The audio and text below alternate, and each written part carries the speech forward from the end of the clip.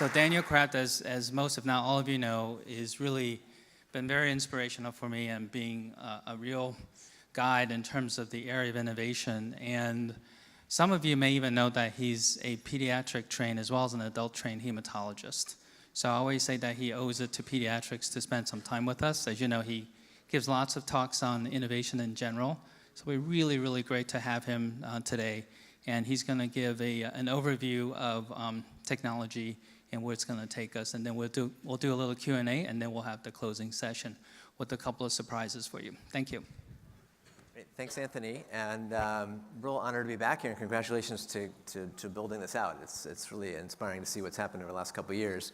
And it's a really interesting and inspiring time for pediatrics, particularly because technology is moving so quickly now and has the opportunity to converge and apply to pediatrics in new in innovative ways. And so in this sort of brief 20 minutes, I'm going to try and help wrap some of the things that have been going on at Peace 2040 over the last couple of days and frame them into what's here and what's coming and how you might want to think about that in your process of pediatric innovation. Everything from ranging from health and prevention to the future of diagnostics, therapeutics, a little bit about globalization of pediatric and medical care, and a little bit about the future of discovery and how we can speed up innovation in clinical trials. So as Anthony mentioned, I trained in Med-Peds back at Harvard. This is my internal medicine class. I was back there a couple years ago for the 200th anniversary of MGH. It's always interesting to go back there at MGH, and sometimes even back on the medicine ward or the pediatric wards, it still feels like 20 years ago when I was an intern.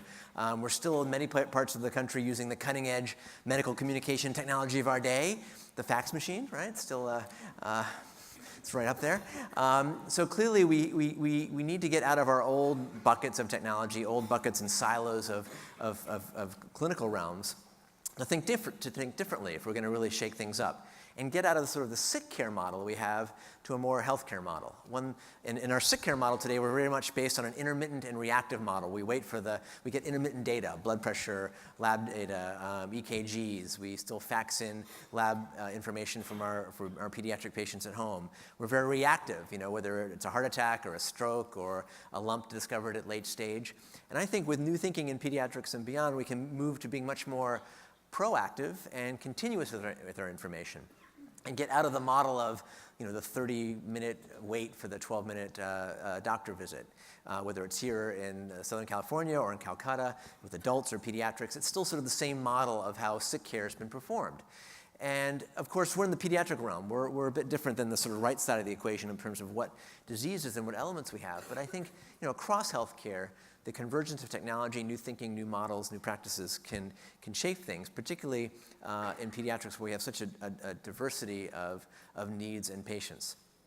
And technology is just, of course, a part of the equation. Technology can be great, but it's really, I think, a lot of what's happening here and what's happening with the new iSpy group, it's rethinking the culture, the incentives. The incentives in most of our healthcare systems in the US are, fee-for-service, not evidence-based medicine, but reimbursement-based medicine. With the new value-based systems that are coming into play, that's changing the equation. It's also changing now with where healthcare happens. Traditionally in our ERs, our ICUs, or our pediatric wards, increasingly the opportunity is to never admit the patient in the first place, or send them home sooner and bring their healthcare to their home and their parents and the pediatric patient's body. A few other meta trends are impacting the landscape of sick care to healthcare. It's the empowered consumer who can now compare one hospital to another or one clinician to another, look up drugs and compare their uses. And a lot of these new shifts, whether it's patient empowerment or beyond, are being enabled by, again, fast-moving technologies, many of which are moving at exponential rates. Our favorite exponential technology is in our pocket, writing Moore's law, which is why the smartphone in our pockets is about 1 billion times more powerful than the best supercomputer at MIT in the 1970s.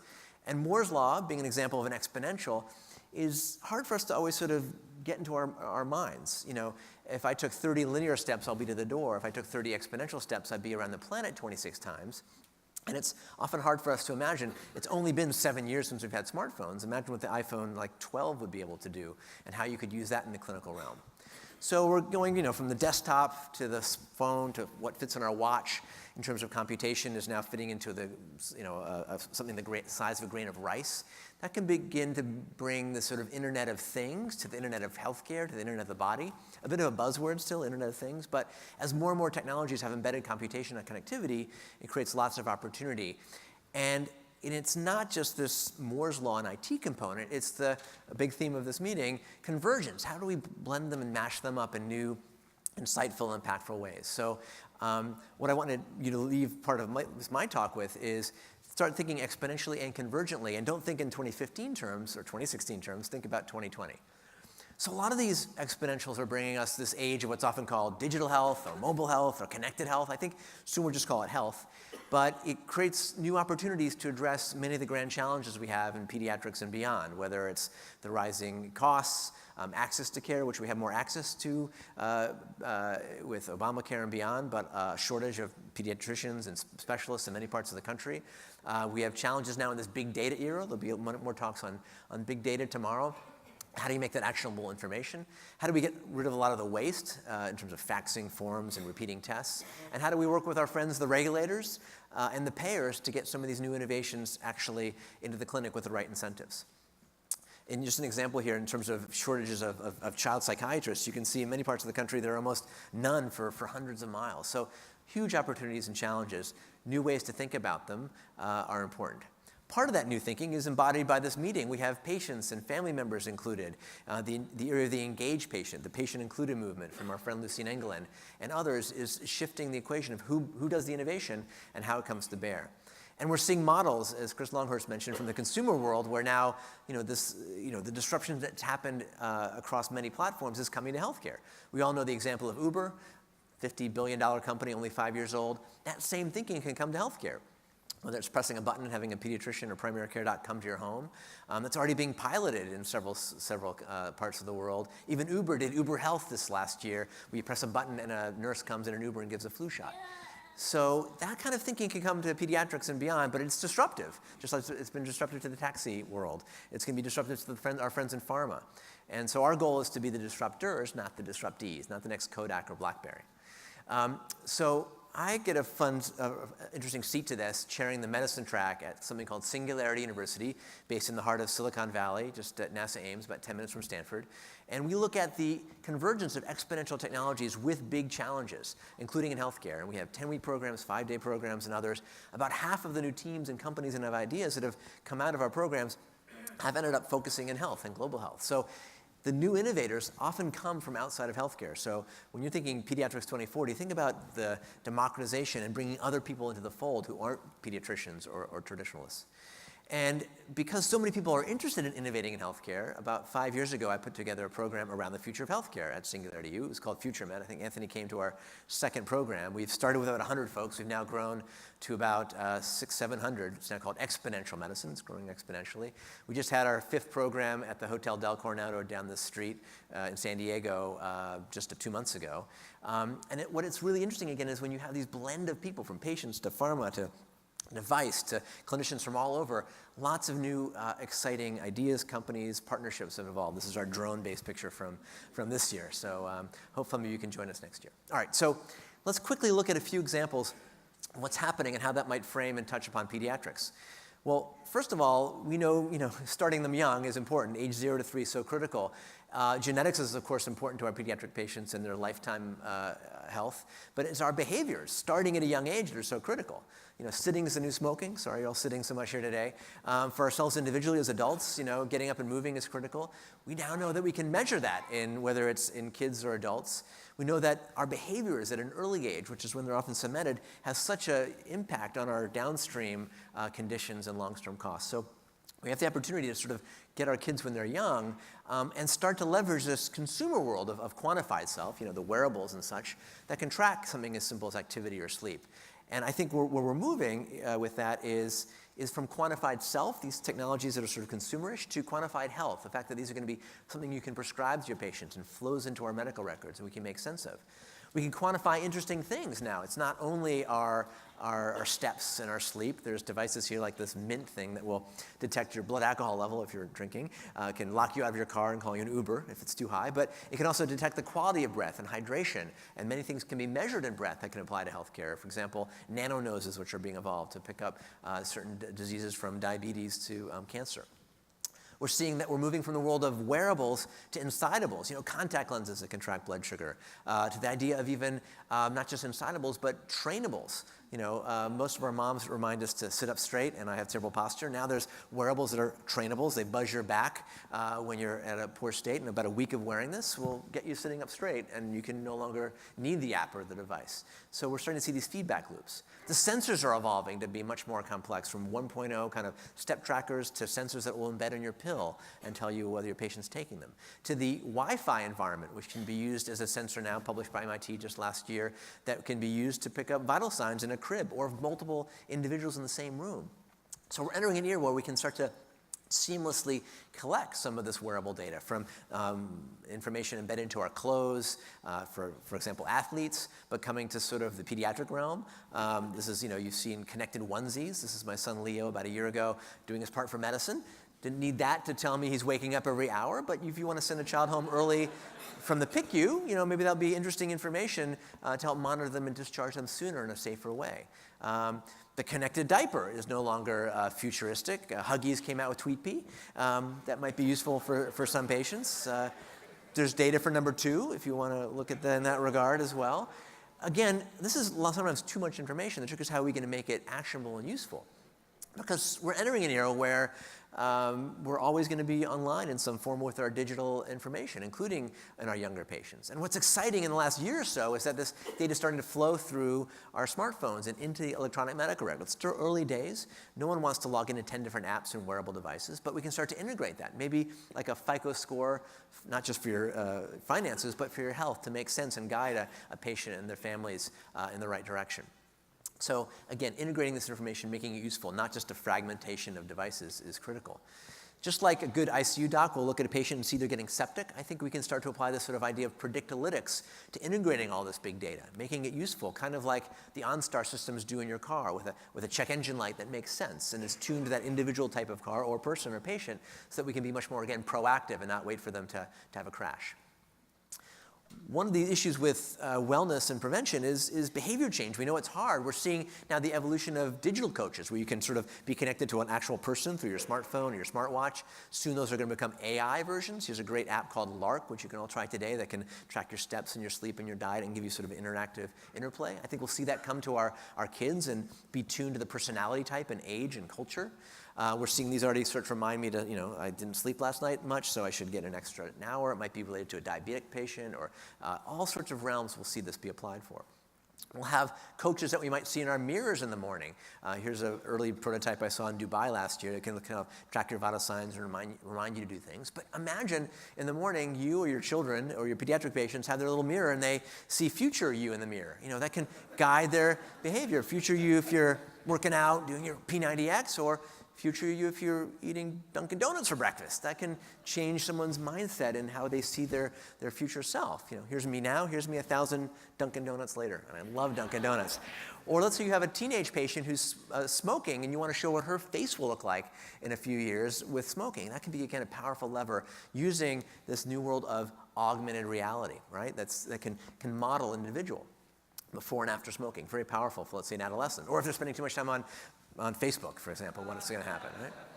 So augmented reality, something that's happening fast and furious. It's a Consumer Electronics Show. It's really hot this year. You can have the fancy Oculus Rifts or a $9 or $8 Google Cardboard, right? That can enable you or a patient to understand their own anatomy. Just published yesterday, a story on CNN Beyond. Google Cardboard saves a baby's life. It helped the physicians look inside the heart model of this congenital heart patient and figure out what they could do. Low-cost tools are coming together with inspired clinicians to enable cures. We're seeing augmented reality and virtual reality play a role, I think, in the world of education. HoloLens, which will be coming out in the next few months from Microsoft, is already partnered with, I think, Case Western to do the next version of how do you teach anatomy.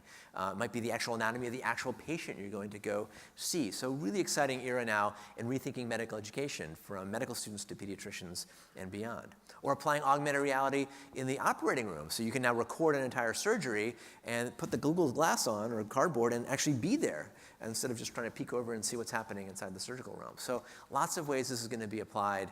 So watch this space and start planning for integrating this into your education and beyond, because it's going to go well beyond Google Glass. This is just a neat example of augmented reality. All us kids we try and get IVs into can enable you to see the veins in interesting ways and get faster, easier sticks. How about the world of genomics? It's been certainly touched upon here. It's getting faster and cheaper to sequence a whole genome. We're about a $1,000 genome today, probably about a $100 genome in the next couple of years. How are we going to use that in pediatrics and beyond?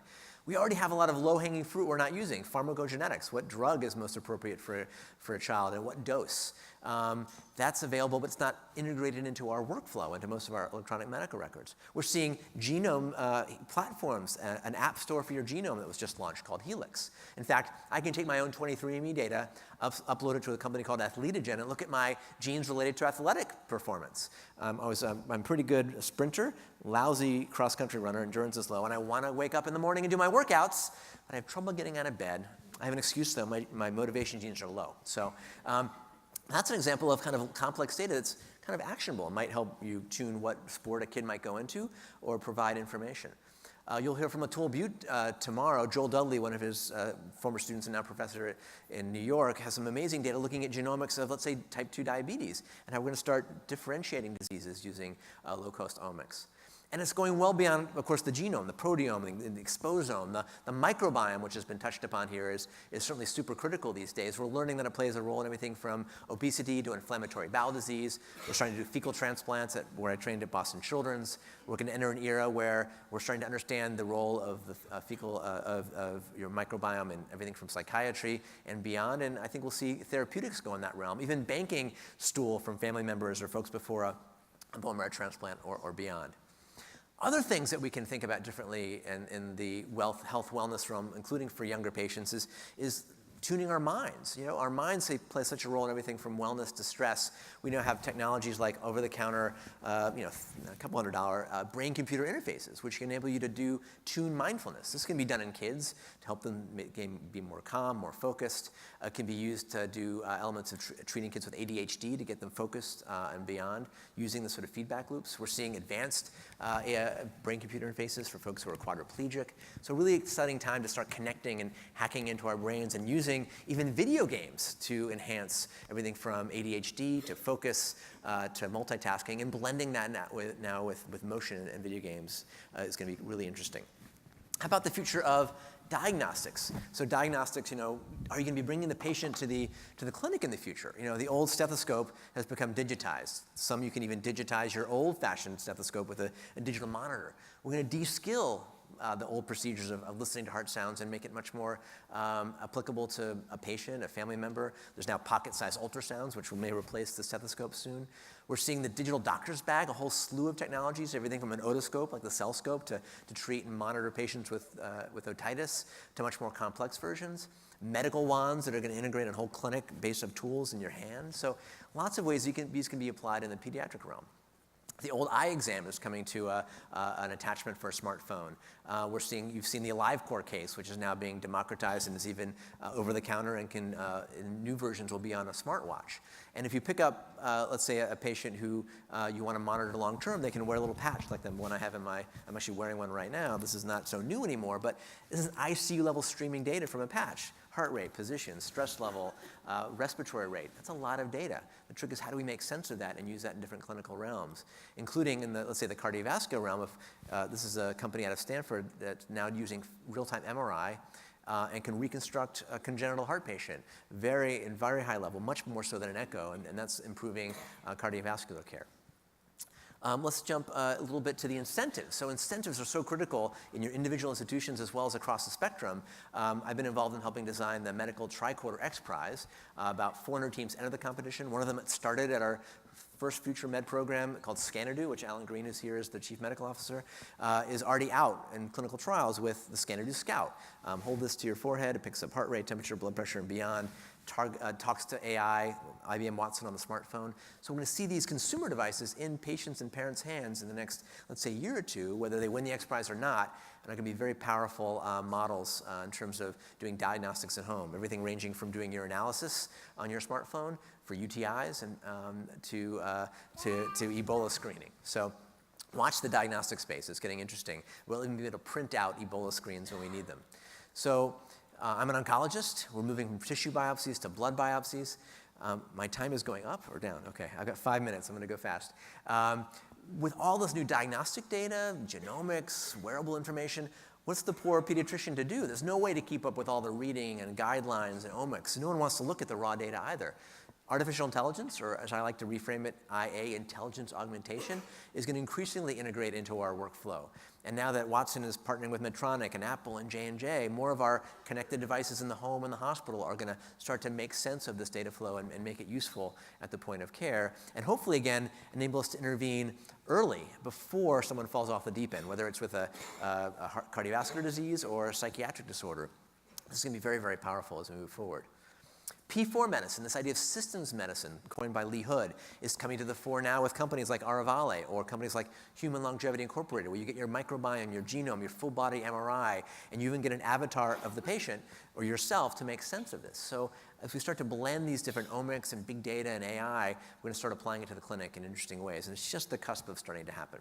And of course, this technology is great, but it doesn't touch the patient-doctor relationship, which is so critical. As was mentioned earlier in the sessions here, we want the technology to disappear. We don't have to be spending our time on the EMR typing it out. We want this to get out of the way. How about the future of therapy? Really briefly, lots of exciting things happening, from pills you can swallow to replace endoscopy, to the world of gene therapy that's moving really quickly. CRISPR, you've all heard about, published in Nature yesterday. It's getting even safer and more targeting. This is going to enable a whole new era of gene therapy. Apps, viruses being the apps for our body.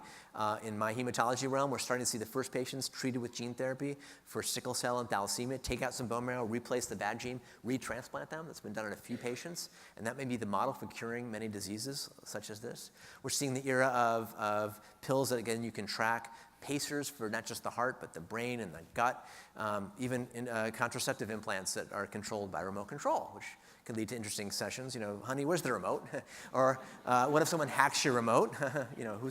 Who owns your data?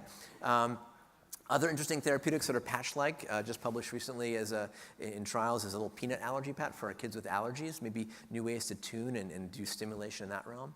We're entering an era where we're going to start prescribing apps to our parents, to our patients, our teenagers who are certainly always on mobile. You can use apps to reduce readmissions, as Mayo Clinic has shown. So we're going to start to see the ROI on these elements be very, very powerful. And we're going to prescribe apps and blend them with telemedicine. Pediatrics is ripe for disruption. A lot of those folks who come in for standard reassurance can be done virtually. And there's a whole new slew of apps. Curely is one that was started by a couple pediatricians as well. That's asynchronous telehealth. Lots of ways that's going to evolve. So last year, this was a model, right? You can't list your iPhone as your primary care physician or pediatrician. This year, it's going to be, I can't be your primary care physician if you don't download my iPhone app. So this model and thinking is changing, particularly with the next generation of clinicians. Real briefly, robotics, that's certainly getting exciting. It's already been in the, intuitive surgical has been in the field for a while. We're seeing robotics blend with disability. The woman up left is paralyzed from the waist down. She's wearing an exoskeleton. Parts of that are 3D printed to match her own anatomy. You just heard about 3D printing. Lots of ways that's going to be applied in everything from orthopedics to replacing the old school cast with ones that are 3D printed to match the anatomy for kids and beyond. Really exciting areas. Even 3D printing on the space station, done by some of our Singularity University student teams. Will enable you to print things wherever you might need it. My new startup, this is not for social media yet, is printing personalized pills. We know in kids we want to measure doses and tune them. So we're at the point now where we can basically tune in up to 16 different drugs and print a drug. Eventually you'll be able to print that at home daily. Here's the prototype printer. And that's the kind of approach, I think, blending 3D printing, personalization, genomics as we move forward. Lastly, two last sections.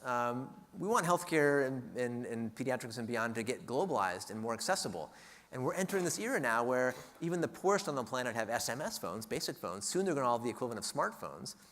I was at Fry's Electronics the other day. There were $40 tablets on sale. We can democratize healthcare, and with projects like Google's Loon, bringing internet across the planet, or Facebook doing this in India and beyond, soon the 3 billion people who don't have internet access are going to have that. That can really improve pediatric care, family care, beyond, having access to information and what to do about it wherever we are on the planet. Sometimes we'll be able to deliver that. One of our Singularity University companies 6 years ago was the first to propose using drones to deliver drugs and vaccines to parts of the world that are hard to access. They piloted this now in Haiti and beyond, so we're going to see drones delivering our drugs, our defibrillators, and as a CES this week, the first self-flying drone. So you may have an Uber drone ambulance come pick you up in the future should you need it. I'm looking forward to that one. Finally, we have an opportunity to reinvent discovery. With all these new exponential tools, clinical trials are ripe for being disrupted. Everything from using your microbiome to genome to downloading an app with a clinical trial. That's starting to enter not just the adult realm, but the pediatric realm. Research Kit launched recently, cardiac trials, but also ones, for example, autism. This Autism and Beyond app you can download and try out. There are platforms like Cognoa using telemedicine to diagnose autism earlier at home. We're going to see lots of new ways to pick up information and improve this flow. So what does this all mean? We're in a bit of a crowdsource here. Pediatricians and hospital centers from around the country and even around the world. What if we were like Google Maps? When you drive, you donate some of your speed and your data, and from that you build a map of the traffic, and you can know where the traffic jams are, you can reroute yourself. That same sensibility needs to come across healthcare and pediatrics, where we can start to share data. We can become not just organ donors and blood donors, but data donors as well, and particularly as we collaborate across pediatric systems, that's so critically important. Because as I've seen in pediatric hematology oncology, it's when every kid who got leukemia is on a trial, that's where it's sped up discovery, and that's translated to the rest of healthcare as well. So think exponentially, realizing that in many ways we're at the beginning end of the curve. I want you to start thinking where technologies at their convergence will be in 2020 and 2040. And it's always about the overlap of the clinical problem and all these new elements that are coming together that are really, I think, ripe for reshaping and reinventing pediatrics across the spectrum and taking us from this episodic and reactive realm to one that's much more continuous and proactive. So, and remember, the future's already here, not evenly distributed. It's up to us not to predict the future, but to go create that much brighter future for our pediatric patients, colleagues, and beyond. So with that, I'll say thanks.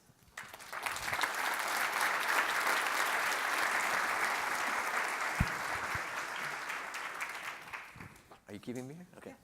Have a seat. Daniel, great talk as usual in such a short time too. Really a great overview or a great review of some of the things we've talked about. So one of the questions I get asked by some of the members of the audience is, how do you see innovation, because you deal with innovation mainly in adult medicine, but you're pediatric trained as well. Do you see a potential convergence of the pediatric aspect of innovation and the adult, or should there be, I should say? I mean, there should be a artificial separation. I think this, because pediatric patients with growth and other things change so much, it's an area where you need more ability to use things like 3D printers, as we've seen, to build prosthetics that can grow and look like Superman if you wanted, or Iron Man on the other realm. And I think because so many parents are focused on their kids, they can drive that innovation and the incentive. So I don't think there needs to be an artificial barrier between adult and pediatric. I think we need more folks to get out of those silos and those forms of thinking. Well, it's interesting because there are some adult-focused companies and innovators here, and they were saying, we never knew that you guys were doing that in pediatrics, Sure. which can apply to adults and hopefully vice versa. So I think with help, and you're sort of dually trained, so you can definitely see the boundary being not so artificial, as you said. So with that, I'm going to also invite up again, I'm just totally overwhelmed by your enthusiasm last night. I don't know if you were here, Dan, you probably were still checking in, but we had more than half of the 500 attendees go to the Innovation Beach Bash, where 25 startups did your pitch. And want to invite up some of the winners of last night. If we can give them a round of applause, please.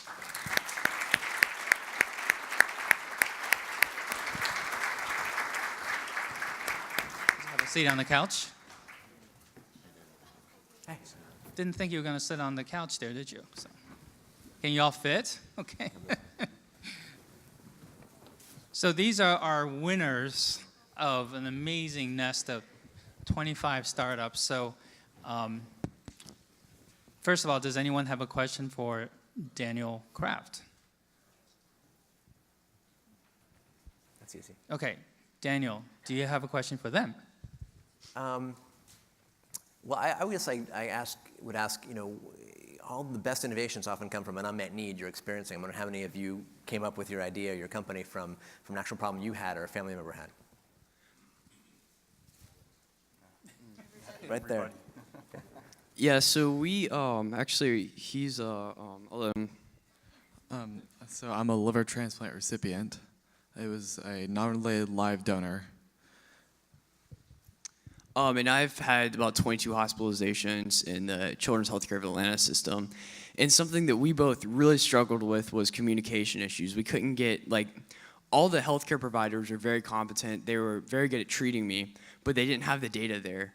And it wasn't easily transferable from hospital to hospital. If I was on vacation somewhere and I had to get admitted to a hospital there, then I had to be transferred to my hospital back home. They wouldn't have the data. They'd run labs again. They wouldn't know what medications I was on. So the device that we created will help that. And it's something that you can wear on your wrist to actually store a large amount of data about your condition and your medications. And I always say that had I not gotten my cancer diagnosis 10 years ago, I'd still happily be at Walt Disney Imagineering, drinking that Kool-Aid, building theme parks and cruise lines. But getting treated for cancer in a place where I watched paint peel off of walls was about as unhealing as it gets. So in our infusionariums, we put patients where they believe they'll best promote their healing. I was just going to wonder, not everybody who has an unmet need and recognizes it can start a company how can we create a pediatric network where unmet needs can be collected from families and patients and beyond and inspire other folks who may have a startup or have a platform to build it? Right. I think one great way is coming together in the form of the society and have a common ground where all the needs that haven't been met are going to come together with all the innovators coming together. I think one of the most frustrating parts of pediatric innovation has been we're doing mostly these innovations in relatively secluded places and not getting the funding for it as well. So my dream is building our enterprise here so big that we're going to get noticed, get lots of venture capital funding so that we avoid that valley of death problem that most pediatric innovators, I'm seeing a lot of heads nodding because they are sensing or have felt the valley of death in terms of investments.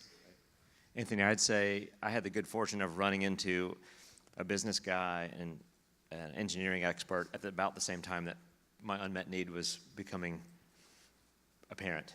But I know there's a lot of physicians in particular who have these great ideas and don't know how to network with the right people. So I think what you're providing here is a great start to get people together and make it happen. So thank you. I think we're already getting, part of our agenda this afternoon is going to be formally setting up venture capital resources for us to build all of this together. Again, it really does take all the hospitals coming together, and we're hoping that very few, if any, of the hospitals will say, well, I'm not going to be part of that, because it does make a difference that everyone is together. It's not just venture capital, though. You and Melanie Patterson and Leonard Sender gave us the ability to pilot for 2 weeks at a low cost to do a proof of concept with real patients at Chalk Children's, and that was the only way we got jump-started. Also, there's a lot of efficiency if we have on the internet ways of sharing ideas and just take care of the IP issue. And I think we're all in this room because we really sincerely love children and want to see them better in any shape, way, or form around the world, not just in the US. So I think we have a very common vision. As Patrick Soon-Shiong said to me on the way out, he's never sensed this kind of passion in a lot of the speeches he's giving, and he really thinks we're going to go places together. So that was a great departing word for us. All right. So with that, I want to congratulate you one more time. Congratulations. Thank you. Thank you. Thank you. Okay. All right.